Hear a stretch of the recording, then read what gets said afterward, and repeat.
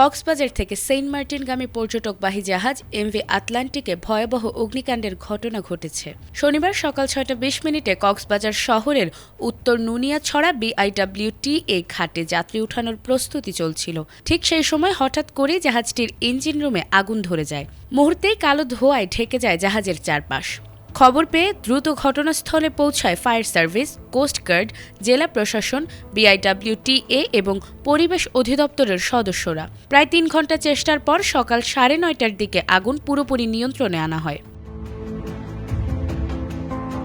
কর্তৃপক্ষ জানিয়েছে, MV Atlantic এবং LCT কাজল এই দুই জাহাজে করে মোট ১৯৪ জন যাত্রীর সেন্ট মার্টিন দ্বীপে যাওয়ার কথা ছিল। কিন্তু জাহাজে যাত্রী নেওয়ার সময় এমভি আটলান্টিক নামক জাহাজটিতে অগ্নিকাণ্ডের ঘটনা ঘটে। পরবর্তীতে তাৎক্ষণিকভাবে পরিস্থিতি নিয়ন্ত্রণে এনে শতাধিক যাত্রীকে নিরাপদে অন্য জাহাজ Keari cruise and dine, Keari Sindbad ও বে ক্রুজে স্থানান্তর করা হয়।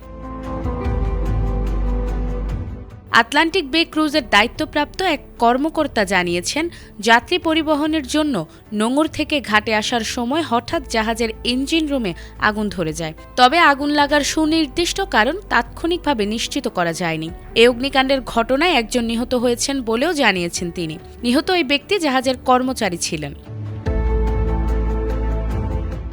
ঘটনার সময় ঘাট এলাকায় আরও ৩টি জাহাজ নোঙর করা ছিল।